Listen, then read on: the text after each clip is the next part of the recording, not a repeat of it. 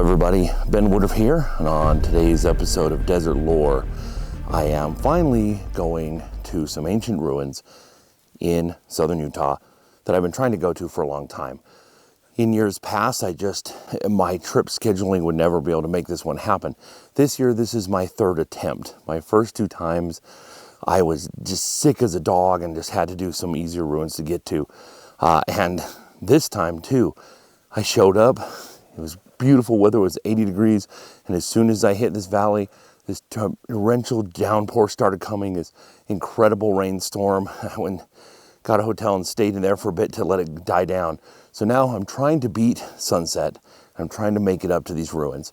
This is a really beautiful area. The cottonwood groves are growing here. And, you know, we might get another rainstorm and we might get water coming down this wash. And that'll be something fun to experience too. But I hope you enjoy coming along. And we're going to check out these ruins.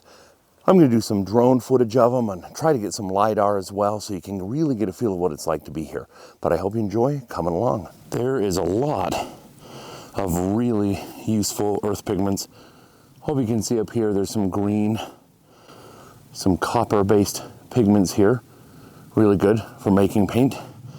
And over here you see this bright yellow, this yellow ochre. This is, again, highly prized by the tribes locally.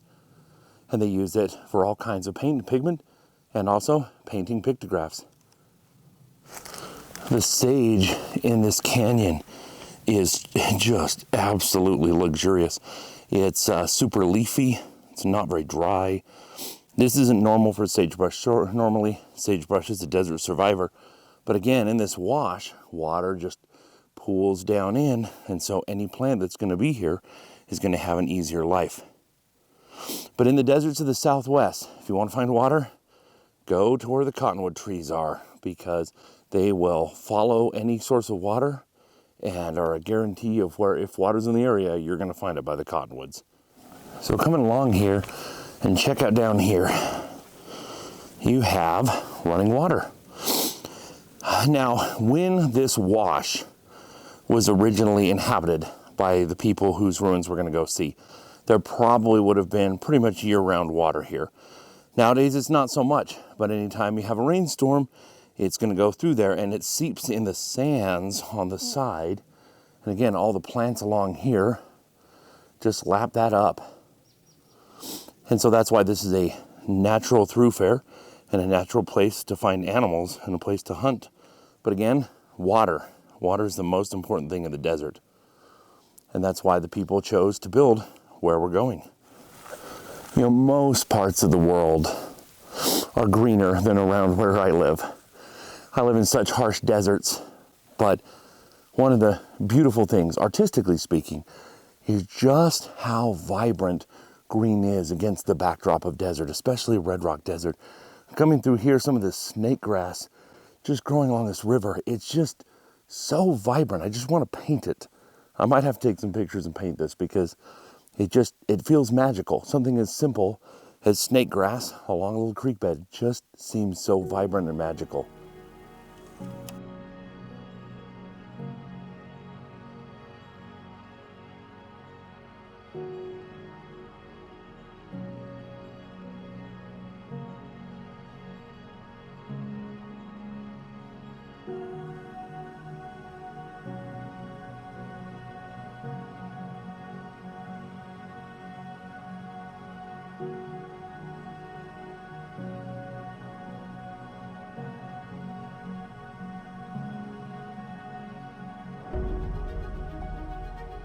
This is a cool plant here. It's called snake grass, and it goes in little segments.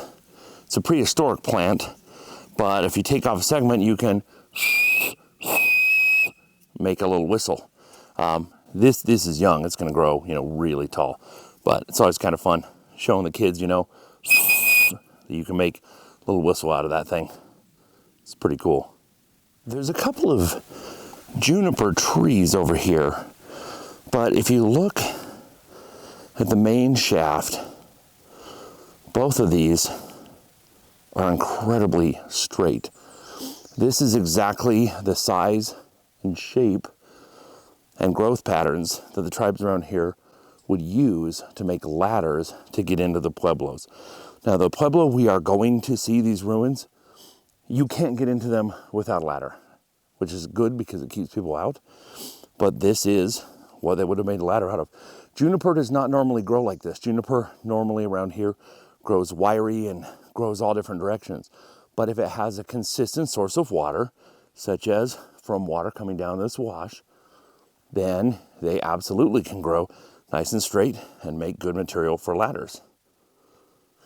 Starting to get some more of the rock formations of the wash that I'm in. And this is the stone that the pueblo is made out of. So it almost looks up there, there's kind of like this little,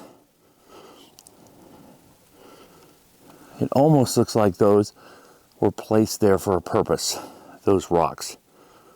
I'm not sure. It could just be a natural formation, but it doesn't seem to match with the rest of everything else here. So if that was put there by people, I wonder what the purpose would be. Here, I noticed this. We've got a species of mushroom, and it's got like an ant colony in it. Let me zoom in a little bit. There's like 1 million ants in this thing. I don't know if you can see them running around there. There's a lot of edible mushrooms around here, and there's a lot that are not edible. So you don't ever want to eat a mushroom unless you know what you're doing. But the fact that these ants are eating it means it's probably good to eat. This right here, this is why you go out even when the weather is bad. This is why you go out during a rainstorm, you go out during a snowstorm. I was thinking of just sticking back in civilization because the rain was so bad, but now the rain is lessening and you have a waterfall. Normally there's no waterfall here. This is a natural wash. It's a natural way that things go here, but there's not normally a waterfall here. And this is beautiful. Just hearing the sound and the life of it and seeing this little moment of beauty. I think that's really pretty. And again, if you go outside, you're not going to see things sitting in the house. You got to get out of the house and get out of civilization if you want to actually have unique, special little experiences.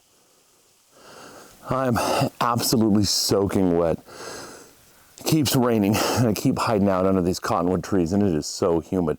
I'm a Utah boy, I'm not used to humidity. But it's interesting to think about, it's so peaceful. It's so peaceful and calm here. But this whole area was filled with people. And these people would go running up and down this wash and they'd, kids would be playing. There would have been voices. So now it's important to kind of remember that. There's nothing wrong with coming to places like this and enjoying the peacefulness and trying to connect with, kind of the people of the past. But I think it's important to remember the people lived their lives here. They weren't just all stoically doing their thing. People were living lives, men, women, children, adults, babies, you name it. So you would have had voices echoing up and down this wash. And I'm the only one here. But it's interesting to think, I think these cottonwood trees in the heat of the summer, this area gets so blazing hot in the summer, but coming down here to the creek and being under these cottonwoods where you get the filtered shade, it will be so nice. And it's amazing to think, for thousands of years, people lived here and they don't anymore. All right, I think we're here. I think we're to the wash. You got to understand, in this area, there's a big old giant upheaval, a water pocket fold, and I'll show a video clip going through it, and on the other side there's all these cliffs that just go for miles and miles and miles. But on the other side of that cliff, it just goes down, and water would follow those pathways and carve out these little washes.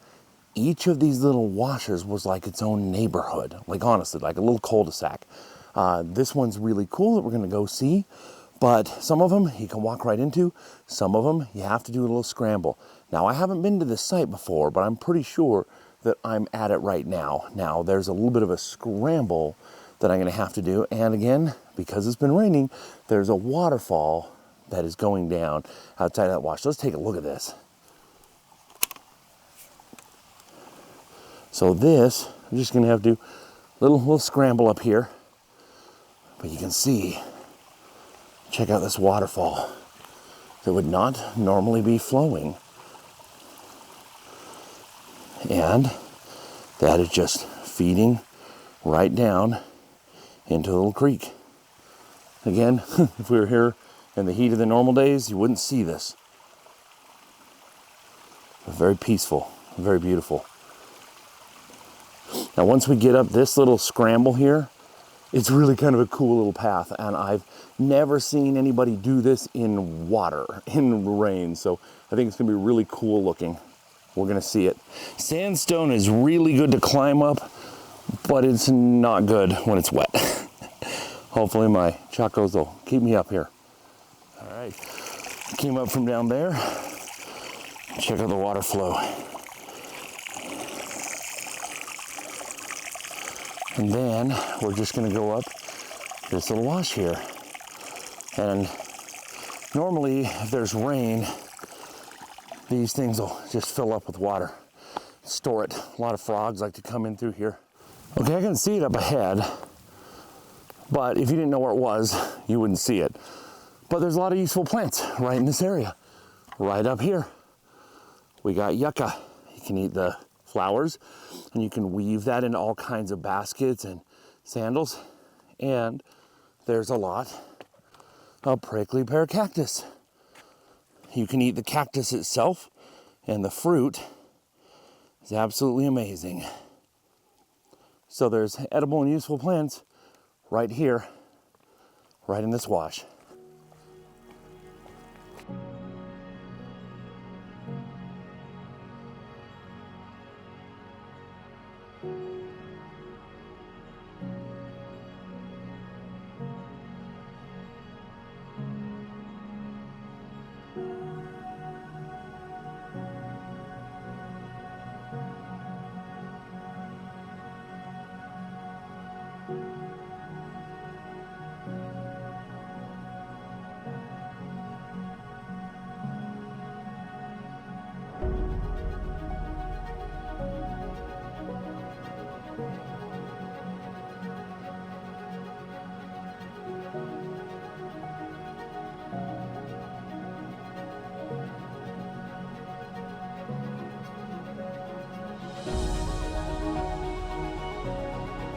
I can barely see if I can get this to zoom in and capture here. There we go. Come on, focus. There we go. Take a look at that. That's the outer edge of just part of this. And you can see, if you're just walking along here, you could walk right past it and miss that oh so easily. I don't know if he's gonna come back. I got a hummingbird who was just buzzing around me, and you can see up there, there are some blooming flowers, so it's the time of year for the hummingbirds to come in here. But I wanted to show you some cryptobiotic sand. You see all this stuff on the side here, this black stuff. I'm gonna put a link in the description to my video on cryptobiotic sand, but this stuff is amazing. It's a cyanobacteria that grows in colonies. Now you also have some resurrection moss. You see it's green now because it's been rained on, but that black stuff, it's really cool, and it's really important to holding, sorry, it's been raining all on my face. It's really important to holding this desert landscape together.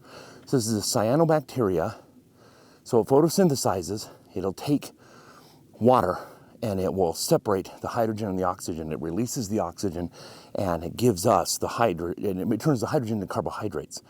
But it links together, and that's what's unusual about it, is it forms this desert crust that is so crucial to holding the desert together. And again, if you can see this black stuff, and again, we're here to see some ruins, so I will just put a link going over, I did another video on this stuff.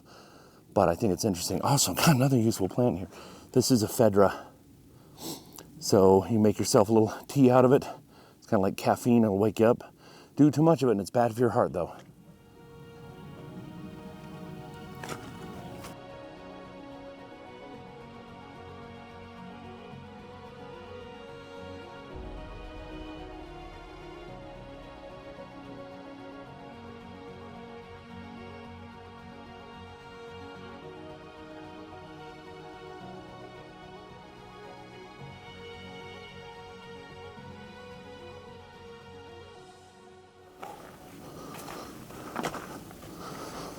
Look at that. I can't believe that I'm finally here. Not that this is the most difficult place to get to, but the fact that I've been thwarted so many times for so many years, and especially the last 3 times this year, glad to finally actually get to see this site in person. Now, we're going to take a closer look at all this, and I'm going to get up there on the drone. One of the things a lot of people are doing, there's a lot of people who are sharing ruins and they're here's how you get there, here's what you see. And then there's also people, and this is kind of the way I'm leaning, is I'm not hiding where this place is, but I'm not mentioning it by name, because if everybody and their dog gets to these places, it makes a whole lot of traffic and a whole lot of trouble, and you get vandalism happening. So for the sake of that, I'm going to call this place Spiral House Ruins. And you're going to see there's really cool spiral pictograph painted up on the inside. Now, I don't know if you can see, I'm going to show you this with the drone, and you're going to get a good sense of this. But this thing, like, you can only get up to it with a very big ladder. Normally, when we think of ladders for the peoples in these areas, we just kind of picture, just 2 big posts with, things nailed across. But honestly, there's a lot of different ways to make a ladder. And I've shown in my video on the Edge of the Cedars Museum a recovered ladder from one of these sites. And what they did is they took 2 posts, but then they wove stripped willow. And I'll show a little clip of that so you can get a sense of what it looks like. There's a lot of different ways that you can make ladders.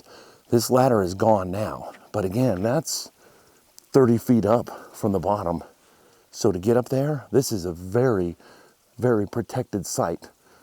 And when we go up and we see this, what I really love about this site that really stands out, aside from the pictograph painted inside of the spiral, is over in this corner, the roof is still intact. And the outside adobe is still intact.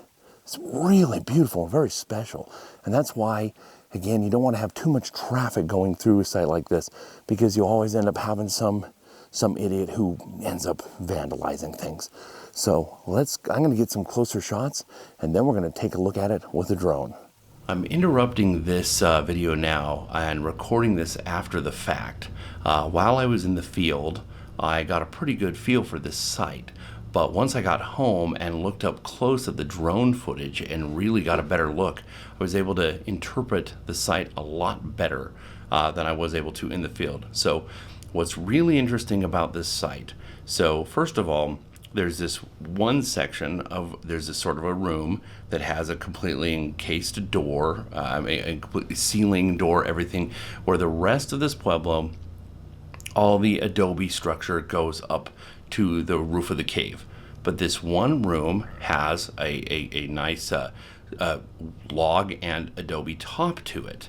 On the side of it, there is sort of a spiral shape or a target shape that this site is famous for, that normally you can only see with a drone or see from the other side of the canyon. But upon closer inspection, the front of this panel, of this one room, is completely coated with a veneer of pure adobe clay, and also has a target symbol as well. Now, looking at it even closer, you can tell there's more of that white pigment below, and this room is colored different than anything else. The room itself, it was covered with clay, but the clay was mixed on top with red ochre pigment, and below was some sort of a white pigment. And so when this structure was intact, it would have stood out. It would have been a very bold appearance. A lone red room with a white bottom and a spiral on the front and a spiral on the side. This would have been very much like a flag. If you walked into this wash, this would have been a bold statement. Well, it may have been a personal thing, may have been a spiritual reason, it may have been a clan affiliation, but it definitely took a lot of extra work to do this. All the rest of this site, the pueblo, the adobe, is done with just basic stone masonry. There's stone masonry with basic clay holding it together. But this one room Again, has this very unusual, completely coated veneer. And again, it was painted with red ochre, red on the top, white on the bottom, with a big old white spiral. I haven't seen anything like this anywhere at any other ruins or in the literature anywhere else in the American Southwest or in Mexico. Now, that could be just because these kind of pigmentations do not last. They do not stand the weathering and the test of time and the bombardment of solar radiation. We don't know. But all I know is I have never seen anything like this. I have never seen anybody visit this site point out this white spiral on the front, or the fact that this one lone room is red, and the fact that it has the white band down on the bottom. Again, we think of it as all kind of being the same color, but again, to get red ochre pigment and to mix it in with the clay and make a veneer like that, it's highly unusual and definitely something worth noting when it comes to this very, very unique site.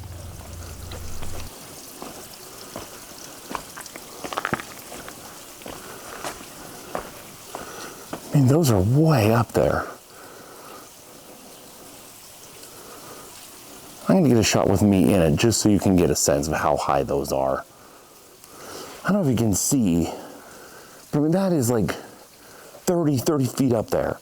That's huge. Can't imagine climbing up that every day. There's a lot of these little pits. This one looks even more intentional. This looks like it was used as an on-site mortar and pestle. And the reason why I say that, because you can have little pockets form, you know, just for, and this probably started off as a natural pocket, but see how there's a lip around all of this edge here. If it's flowing down river, that should be wash, but it's not. And you can see the marks, the peck and groove marks all around this edge here. So this is probably a natural geologic formation that then was taken advantage of and used as a way to grind seeds or grind pigments. Yeah, a mortar and pestle built in sight. So this is the entry right here. And you can see structure goes over here, and then it goes further over there. But this is where the ladder was. But you don't get this from photos. This is a really bit of a kind of a dangerous alcove. You know, I think about that right there, that there's nothing supporting that, and eventually that rock face is just gonna break off. But people lived here. Again, we're gonna get some really good shots when I have the drone up, but if you look in there, you can see there's a room that goes deeper in with a doorway. And if you look inside there, see those blackened scorches? And also up there, see all that blackened soot? That's from cooking. So people would cook and would also, you know, have fires to stay warm, I'm sure. But you imagine climbing a ladder right there, climbing a ladder up here and hauling all that rock up. I mean, there's got to be several tons of stone there. I hadn't noticed it here. You can see, let's see me zoom in here. Nope, I'm in the wrong spot. Right there.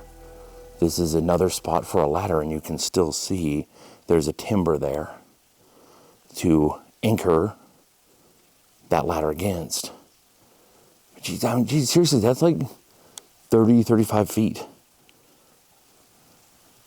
Seems like a dangerous climb.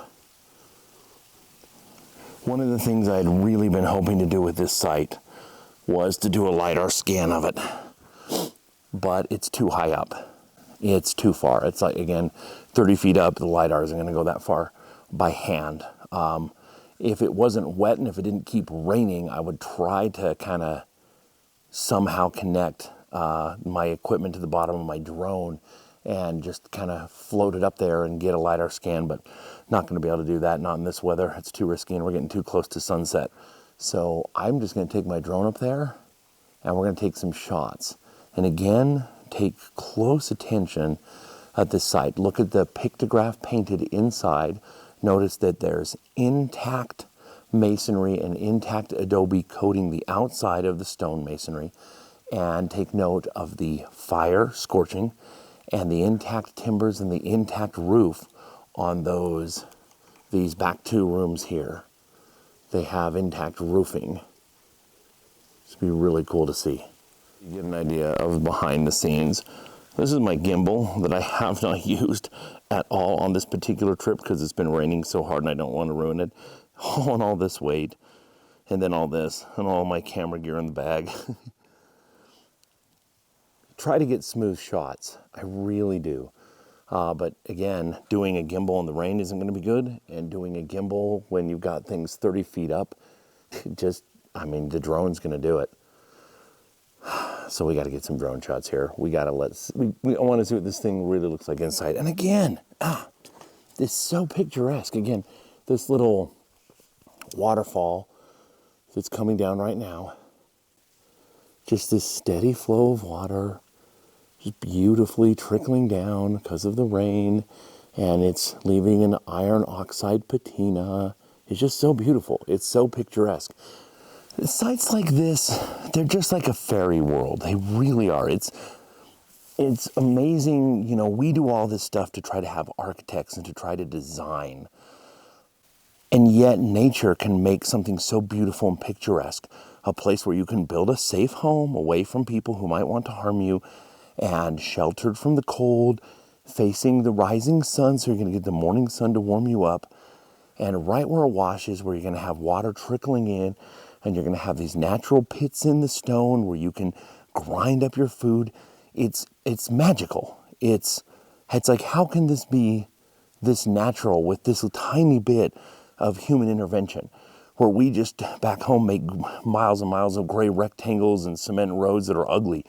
This is so beautiful. There's so many people in the world. We obviously can't all live this way, but it's a beautiful thing to think that people lived here, that they lived their lives, that stories were told here, that music was made here, that people lived and died, people were born, lived their lives, and lived with land. It's a beautiful thing. Okay, one more thought before I get the drone up. This little alcove has an echo, and it almost seems like it encourages a reverential approach. And I'm not trying to be all spiritual about it. It just does. That's the feeling I get from this place. And it's good to be respectful anyways, but the echo makes me want to just, again, the sound of this flowing water and the sound of this echo just makes me want to talk more quietly. And I'm about to fly a drone up. That's gonna, not a loud drone. I don't use a large drone for these kind of things, but it's gonna change the vibe here. And I just wish you could see it. I wish you could feel it in person, and I hope some of these shots will help give you a feel of what it's like. And again, there's birds singing everywhere, there's a gentle breeze, there's flowing water, and there's these ancient ruins. There's wildflowers. You see some of these wildflowers here. They're just popping up. Beautiful spring, just beautiful bits of color here and there. It's just so picturesque. And it just really makes me think, like, what are we doing? And again, this is part of the reason why I do these videos is we are in a digital age and we are in a modern world, and there's so much ugliness that comes with that. We can't all get out. We can't, so maybe you don't live close to a place like this. Maybe you don't know where to go. Maybe you financially can't. So my hope is by making these videos, you can kind of come along and get a small sense of what it's like to, again, just experience these. I mean, this isn't a national park or anything. This is just out in the wilderness.